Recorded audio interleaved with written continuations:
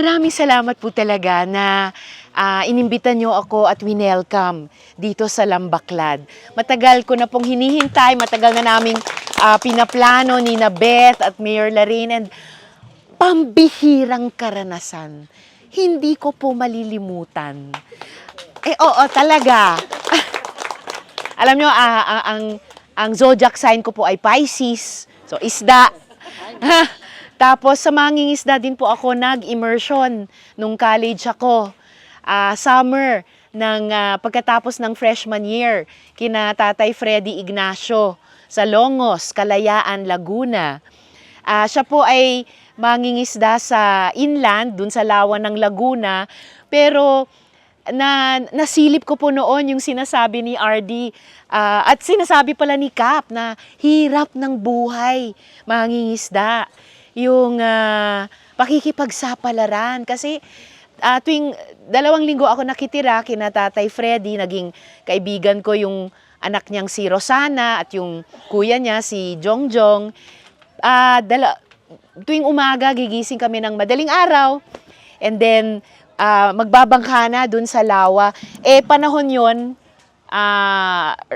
early mid-1980s na ang dami pang nagbabantay na armado sa mga fish pen. At di ko malimutan tuwing lalapit yung bangka ni Tatay Freddy sa fish pen, talagang tututukan kami ng long arms nung mga security guard doon. So mula noon hanggang ngayon, so ang dami pa ring pakikipagsapalaran na kailangan gawin ninyong mga mangingisda. Ang hirap pa rin ng buhay, mapanghamon, pero ang dami nyo na ring napaunlad. At hindi ko lang nakita sa mga kwento ni Beth at ni Mayor Larin, na naranasan ko kahit konti ngayong hapon, ngayong gabi. Hindi ko po malilimutan yung pawikan na pumasok sa lambat. Tapos sabi po ng isang kasama na, ewan ko ba kung si Cap or basta isa pang kuya or tatay na kasama na, ayan, lumuluha siya.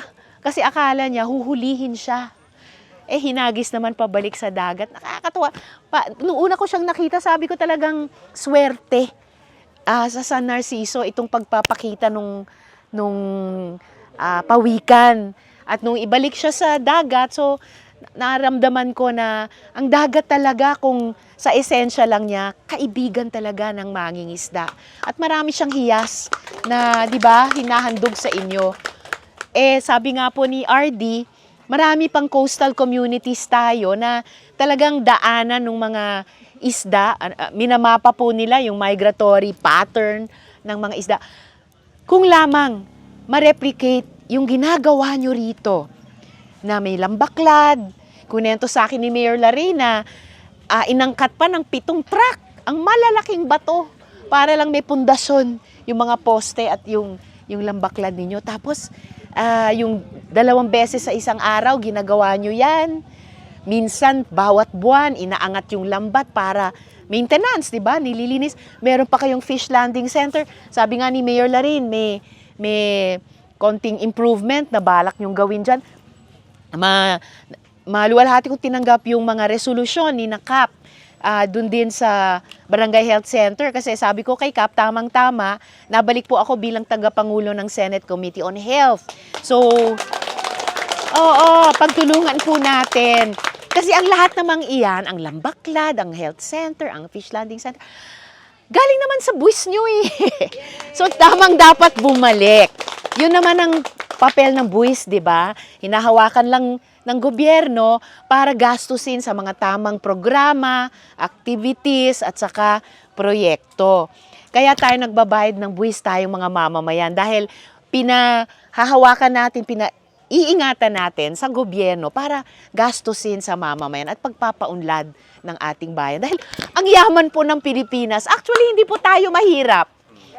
Dagat lang At mas malaki pa yung karagatan natin kaysa sa kalupaan sa ating archipelago. So, grabe, sobrang exciting kung maulit lang ng mga kasama nyong mangingisda sa lahat ng ganyang mga coastal communities na minapa ng BIFAR, yung ginagawa nyo rito, na nakakapagpa-scholarship kayo, nakakapag-ipon kayo.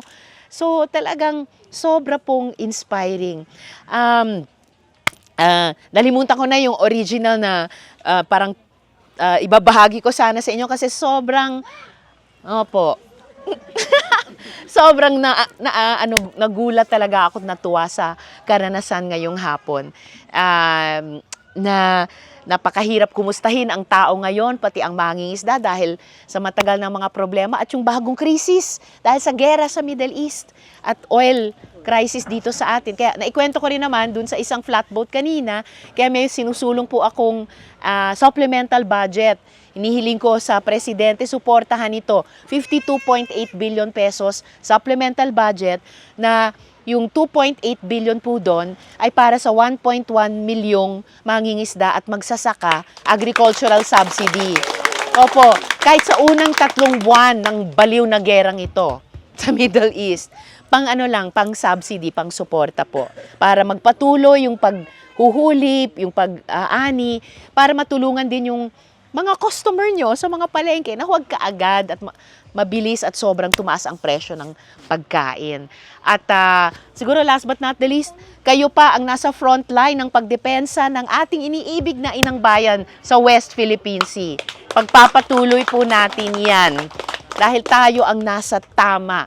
At ang dagat, ang universe, ang Diyos ay nasa panig po ng nakatayo sa tama. So muli po maraming salamat sa pambihirang hindi ko malilimutang karanasan. Walang ibang pwedeng magbigay sa akin yan kundi kayong mga magsasaka.